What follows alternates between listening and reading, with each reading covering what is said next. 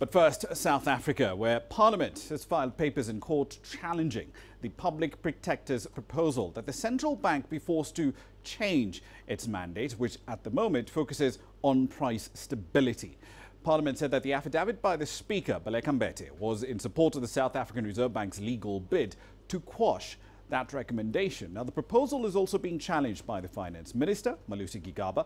Mbete said that the watchdog's bid to force the central bank to target growth and socio-economic well-being rather than inflation was unconstitutional. Now, the proposal, it argues, is beyond the scope of the Public Protector's mandate, and it encroached on Parliament's domain of enacting legislation as well.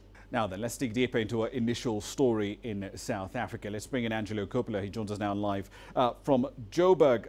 Angelo, so let's focus on the Public Protector. There was a development on this story in the last couple of hours. The Public Protector has made quite a U-turn. She had, after all, indicated she would be defending all her recommendations in the report, but now that's not the case. What has changed now?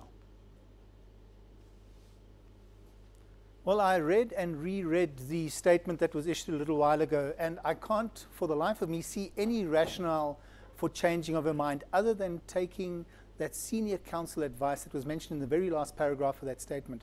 We don't know if it was the Finance Minister Gigaba's legal challenge on Friday or the Speaker's decision to join with the SARB which forced her to change her mind. But questions are now being asked about the level of legal advice given to her office in the first place, and whether she actually did take legal advice on the SARB matter on its own initially either. There are also already fresh questions being asked about overreach and whether this could bring the actual lifeboat remedial action into some kind of question. So it's early days yet, and we're waiting for some of the legal experts and analysis to come through, Roman.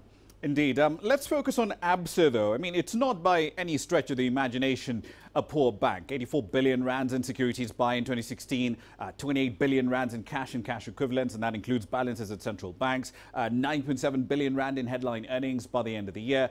On paper, it could afford to pay off the, 2 billion rand or so in interest on this bank or bailout. So what are the arguments for not doing so?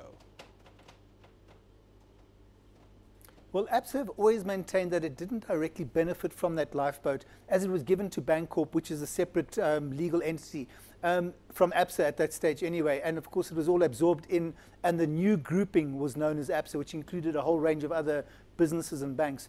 But I did put a call into the bank this afternoon, and interestingly, ABSA still hasn't filed papers in regard to the lifeboat or the interest that's due. A spokesman I spoke to did say that they will in fact be filing that for that review, and the bank says that they've always been two separate matters. One was the constitutional challenge and the other was the actual lifeboat. Analysts agree, though, that the legal challenges that are going to be fought are going to be long and drawn out because it's still a lot of money, Raman.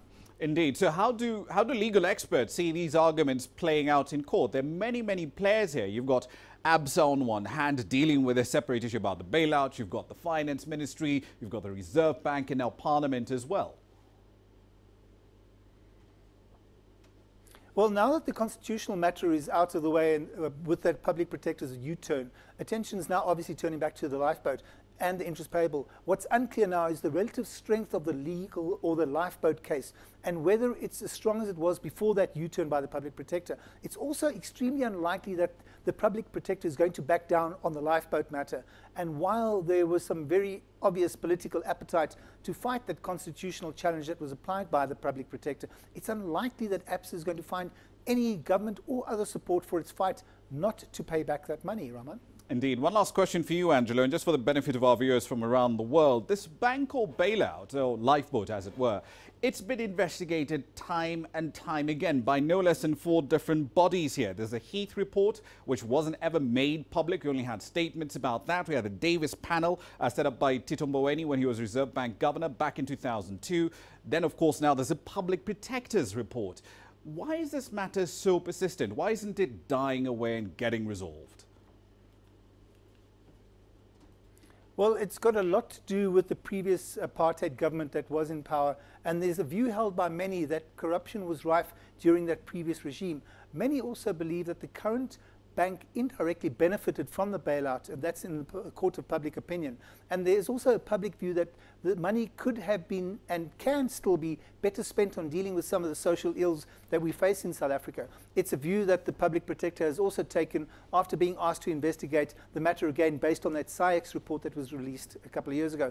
It does appear, though, at the moment, at least in APSA's mind, that they don't feel that they owe the state the money or the interest. But as legal matters, it's still very early days, and there's a long fight ahead. Something, of course, that the public protector does appear to have an appetite for. So this thing won't be put to bed until there's some kind of settlement, and this matter can, so that we can move on in the country, Raman. Indeed. We'll leave it there for the time being. It should be one very interesting legal fight. Angela Coppola there live in Johannesburg.